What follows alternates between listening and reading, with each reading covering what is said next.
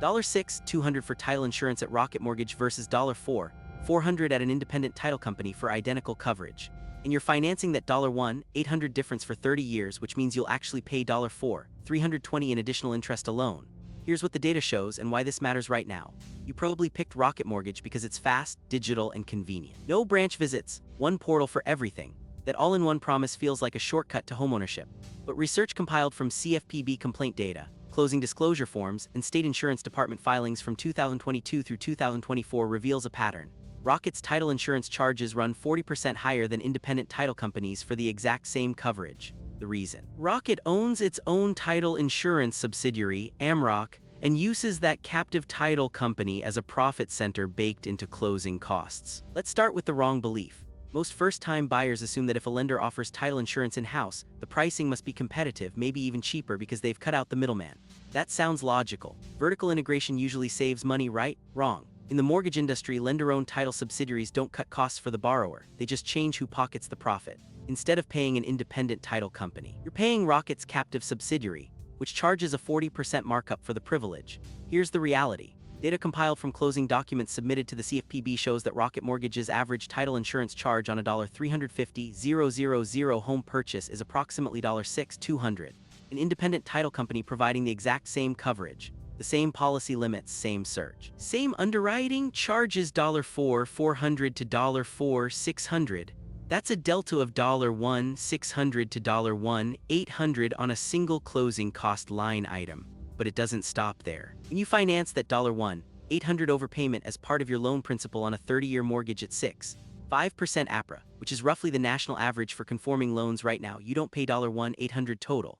You pay $1,800 in principal plus interest. Over 30 years at 5%, that $1,800 costs you approximately $4,320 in total interest. So the real cost of overpaying on title insurance isn't $1,800. It's $4,320. And that's money you could have used to build equity or invest elsewhere. Why does this happen? Because Rocket Mortgage, like most large mortgage lenders, owns its title insurance subsidiary as a profit stream. According to Rocket's investor disclosures and 10-K filings, Amrock, Rocket's title company, contributes meaningful revenue to the parent company. That revenue comes from you, the borrower, in the form of inflated title insurance premiums. The markup isn't technically illegal. Title insurance rates vary by state, and some states allow lenders to charge above the statutory baseline if they bundle services or claim they're providing value add. But the CFPB data shows that Rocket's value add is pricing that's 40% higher than the competition for the same product. Let's look at what the closing disclosure actually shows. When you receive your closing disclosure, the form that HUD requires lenders to send 3 business days before closing, title insurance appears on line 1201. At Rocket Mortgage, that line often reads something like title insurance premium, $6,200. When you shop the same loan with an independent lender or a title company directly, line 1201 shows $4,400. Same coverage, same title policy, different price.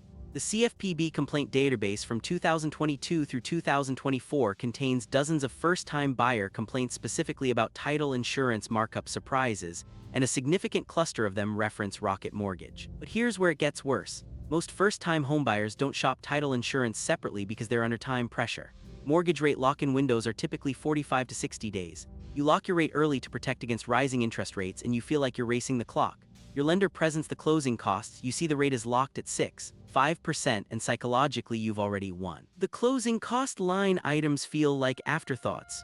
So you sign off on the $6,200 title insurance charge without asking questions, without shopping it independently, without realizing you're overpaying. Here's the key insight most borrowers miss. Title insurance is shoppable. Even if you're using Rocket Mortgage as your lender, you can use a different title company. Your lender can't legally force you to use their captive title subsidiary. Federal law prohibits lenders from requiring you to use their preferred vendor without giving you a choice.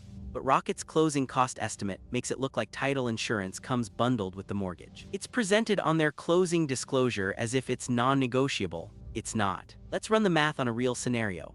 Imagine a first-time homebuyer, age 28, purchasing their first home for $350,000 with 10% down, $35,000. They get pre-approved for $315,000 mortgage at 5% APRA 30-year fixed. Rocket quotes them closing costs of $12,400, which includes that $6,200 title insurance charge. An independent lender quotes identical loan terms, same rate, same down payment, same loan program, but uses a regional title company. Their closing costs are $10,600 with title insurance at $4,400. The difference $1,800 upfront, financed over 30 years at 5%. The buyer doesn't just lose $1,800. They pay an additional $4,320 in interest on that overpayment. That's $4,320 that never goes toward equity. It goes to Rocket's subsidiary. Over the first 5 years of the mortgage, the buyer's cumulative overpayment on title insurance costs them approximately $1,080 in additional principal and interest on top of the original $1,800. By year 15, that excess fee has compounded into nearly $3,200 in lost wealth building capacity. Why is this pattern happening now? Because mortgage lending has become a margin compression business. Interest rates on mortgages are commoditized. Lenders compete on rate, not on service. So where do they make money on the back end? Closing cost ancillary products, title insurance, appraisal fees, processing fees, underwriting fees. Lender-owned subsidiaries like Amrock capture that money.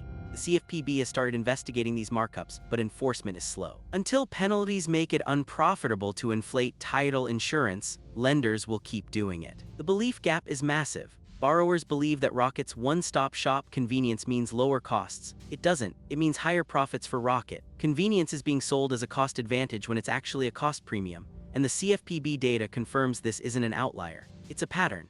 Across 2022, 2023, and 2024. First-time buyer complaints about title insurance markup at lender-owned subsidiaries consistently cite the same gap. Lender quotes are 35–45% higher than independent companies. So what should a first-time homebuyer do? First, when you receive your closing disclosure, don't just glance at the total. Pull apart every line item, especially line 1201 title insurance. Compare it to quotes from at least 2 independent title companies in your area. Second, ask your lender in writing if you can use a different title company. They can't say no, it's illegal. Third, understand that time pressure is your enemy in closing cost negotiation. Your lender knows you're locked in a 45 to 60-day window. Shop aggressively in the first 15 days after pre-approval when you have the most leverage and time to compare. Fourth, recognize that the all-in-one convenience narrative is a marketing message, not a value proposition for you. The stakes are real. For a first-time homebuyer, overpaying on title insurance by $1,800 to $2,400 at closing isn't just a sunk cost. It's borrowed money that compounds into $4,000, $5,700 in lost wealth building capacity over 30 years.